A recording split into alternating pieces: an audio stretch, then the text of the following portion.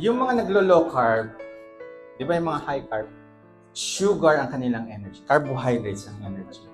Yun din ang pinagtataka ko na, maglo-low carb ako, tatanggalin ko tong kanin, tinapay, yan ang source of energy ko. Okay, when you shift from high carb to low carb, your source of energy will be fats. Unlimited supply yan sa katawan natin. Imagine mo, comparing yung carbohydrates, you consume 2,000 calories. Pag na-consume mo na yun, nanlalata ka na ng hihina. So, kailangan mong kumain. Pagka fat adapted ka, naglo-low carb ka, 20,000 calories up to 100,000 calories ang meron ka to consume.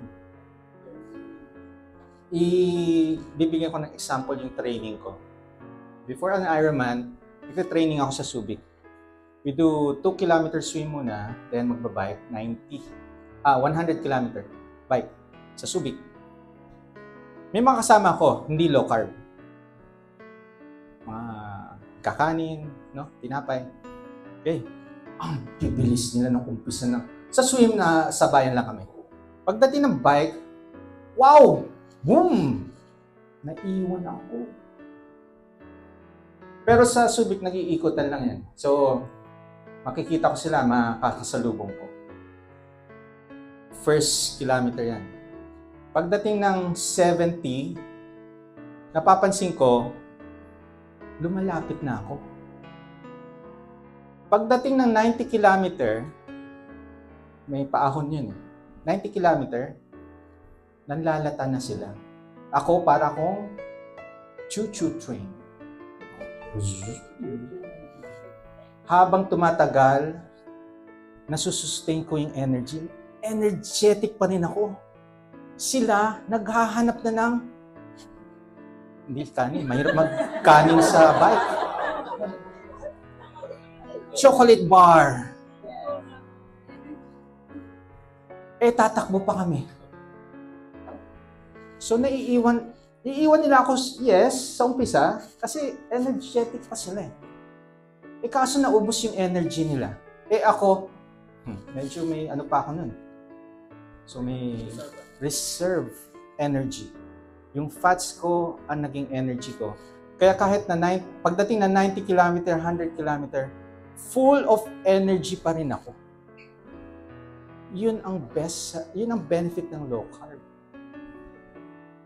Imagine mo, nagsa-training ako fasted state. Ibig sabihin ng fasted state, hindi pa ako kumakain yan.